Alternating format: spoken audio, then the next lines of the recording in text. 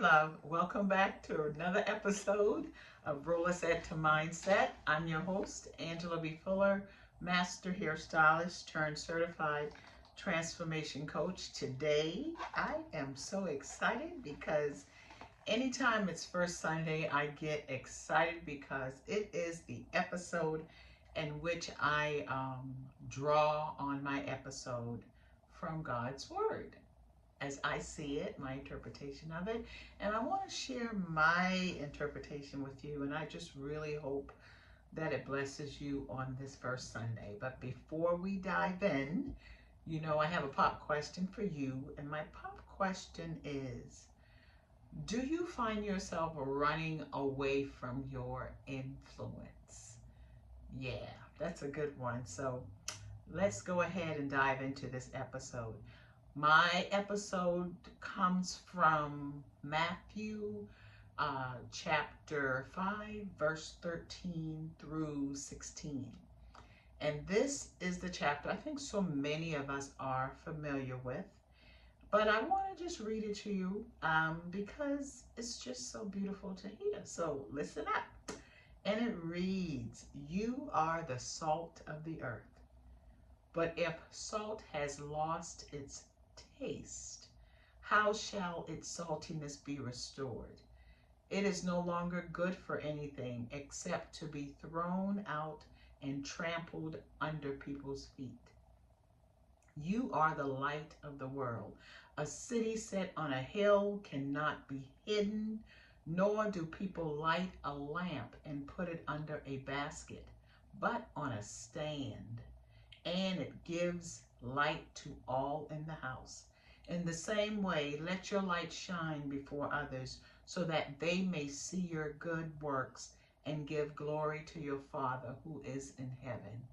God's word. Wow, I just love that.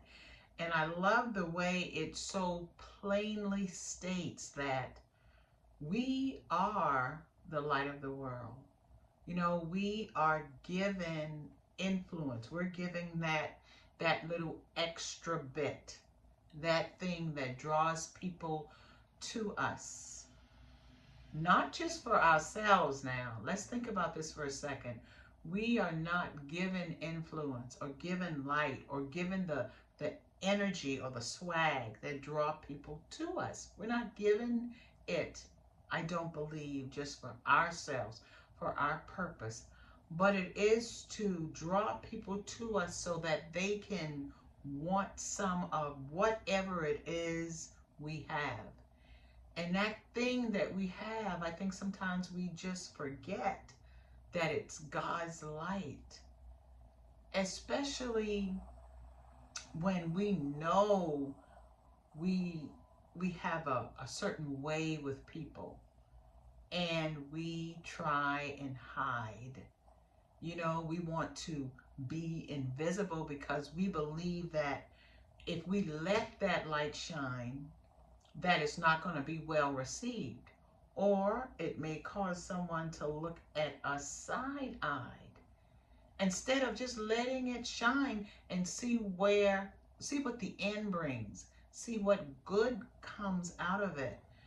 But I think one of the problem is when we don't know ourselves, when we fill the blank in with something, a lot of times something negative or something derogatory about ourselves. But every so often, I believe that we do get a glimpse of our goodness, of our self-worth that does not necessarily come from our own way of thinking about us, but it comes from maybe something that we have read, something that maybe someone complimented us about, maybe our hair, our beautiful eyes, our skin. When people recognize something physical about us and we receive it, I think that's just a little glimpse of the light that lives within us. And so I think when we study God's word and we study how God sees us, the more we study His Word and the more we begin to believe what the Word says about us, then I think we will be okay with the gifts that God has given us. And we will be more inclined to let that light shine, to take the influence that we have to help change someone else's life. I think we get favor from God for this reason, so that people can see God working within us. And when they begin to see, as God works in us, then it shines outward. And that's the light that we can't continue to run from. I think that when we are given uncommon influence, it's to be used for a higher good.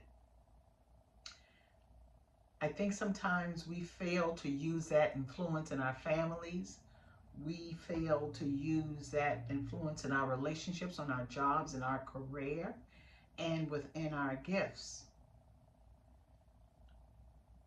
I want you to consider this for a moment. Consider that maybe God created you to have this favor over your life, to create change that you wouldn't normally feel that you can create for yourself. And so I think when we come to that realization, I think that with coming to that realization, we begin to have influence on other people. And when we have influence on other people, we can change other people. So when we think about the career that we want to be in, or we think about the brand that we want to create, or we think about the change, the new chapters that we want to create in our lives, and it involves changing other people's life, helping other people to grow and become. Consider your influence. Consider the light of Christ within you. Consider using that as your first line of defense. How about letting that lead you when you have certain fears or apprehension about trying something new, trying something different? Experimenting with how you want your brand to grow.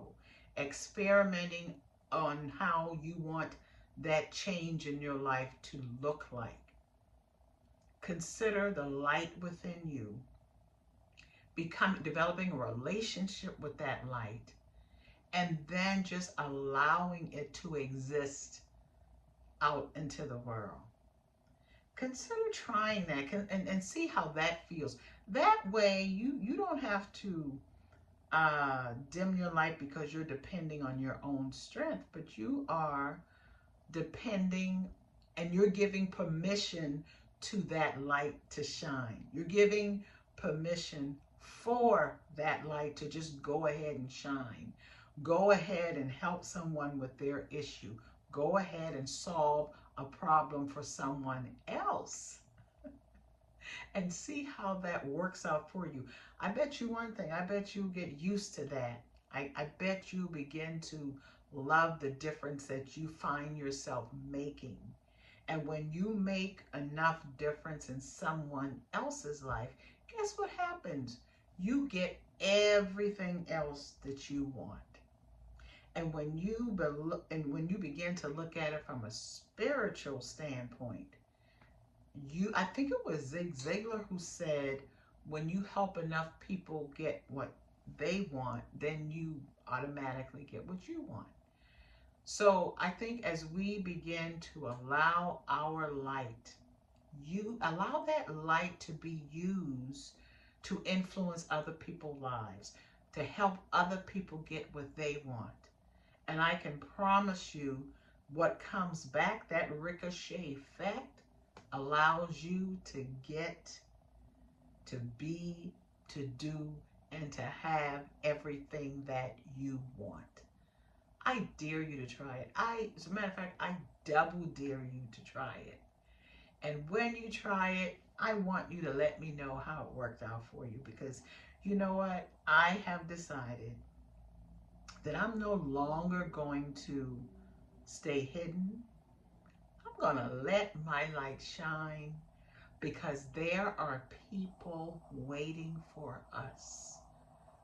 Someone is walking around in darkness, and all they need is a glimpse of light from you. Just a glimpse of light, a glimpse of hope, so that they can make that next teeny tiny small step to help move their life forward in the right direction. So don't you sit around and let your salt lose its flavor. Don't you sit around and refuse to let your light shine out of your own fears and your own limiting beliefs. Kick that stuff aside. Decide this day that you are going to be a light that sits on a hill. Decide this day that you are going to be on a stand and give light to every place your feet tread. Do it boldly. Do it courageously.